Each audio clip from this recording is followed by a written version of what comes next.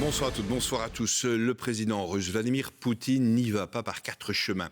Il a affirmé que son pays allait continuer de développer son potentiel militaire, y compris la préparation au combat de ses forces nucléaires, et tout cela en plein conflit avec l'Ukraine et en pleine crise avec les Occidentaux. Philippe Antoine.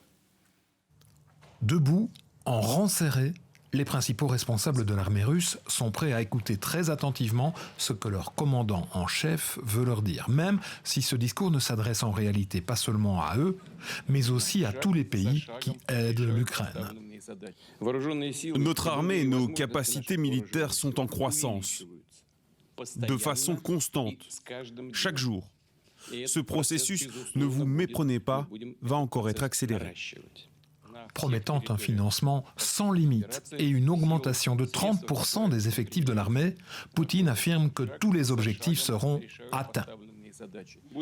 Nous continuerons à équiper nos forces stratégiques d'armes dernier cri. Je le répète, tous nos plans seront menés à bien de manière certaine.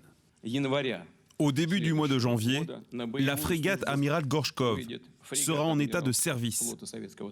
Elle sera équipée avec de nouveaux missiles Zircon. Et ces missiles, je le répète, n'ont pas d'équivalent dans le monde.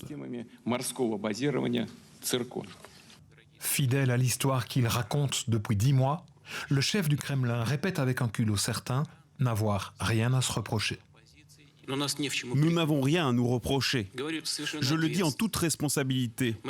Nous avons toujours, et vous connaissez ma position, considéré le peuple ukrainien comme un peuple frère. Je le pense toujours. Et ce qui se passe maintenant est une tragédie commune. Mais ce n'est pas le résultat de notre politique. Selon Poutine, tout est de la faute de pays tiers, autrement dit, des pays occidentaux qui rêvent, dit-il, de la désintégration du monde russe. Et il n'y a pas de hasard. Au moment où Vladimir Poutine affirme ses menaces, le président ukrainien est attendu dans les prochaines minutes à la Maison-Blanche, où il sera reçu par le président américain Joe Biden. Son avion atterrit à 3 quarts d'heure sur le sol américain. Washington est bien sûr placé sous haute sécurité. C'est en effet la première fois que Volodymyr Zelensky quitte son pays depuis le début de l'invasion par la Russie le 24 février dernier.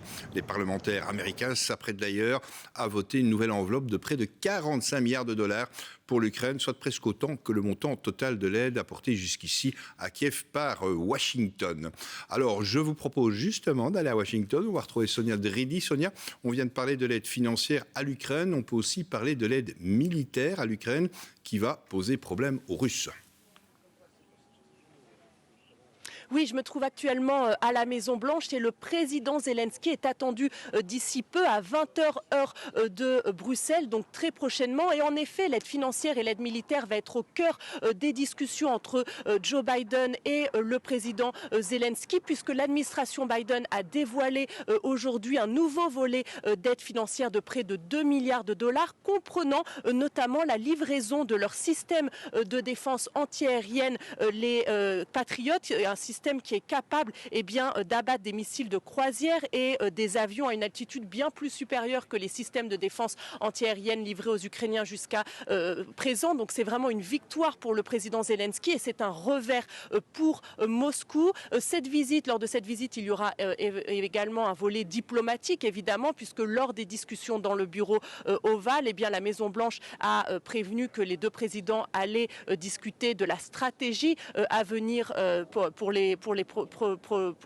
prochainement en Ukraine et on peut imaginer que Joe Biden va notamment aborder la possibilité d'une solution diplomatique, même si la Maison-Blanche a dit et répété que les États-Unis ne voulaient pas mettre la pression sur le président Zelensky et que c'était à l'Ukraine de décider et de dire quand elle sera prête à négocier. Merci Sonia. Aurélie Didier, est-ce qu'après les déclarations de Poutine, on peut craindre que la guerre redouble d'intensité maintenant ? Mais écoutez, plusieurs généraux ukrainiens le craignent. Ils craignent une nouvelle offensive russe début 2023. Ce sera en janvier, février ou mars. Et alors ça pourrait venir du nord vers Kiev ou alors de l'est ou du sud. Et puis du côté de l'OTAN aussi, on considère que le président russe s'apprête à une guerre longue et à de nouvelles offensives. Alors, qu'est-ce qu'on dit du côté russe ?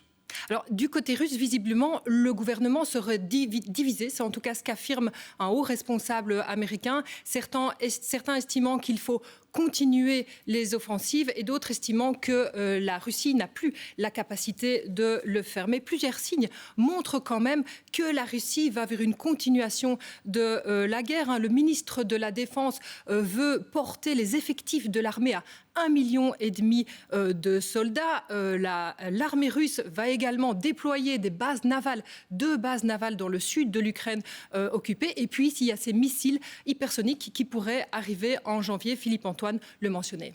Ouais, alors on se demande aussi si la Biélorussie va entrer en guerre aux côtés de la Russie.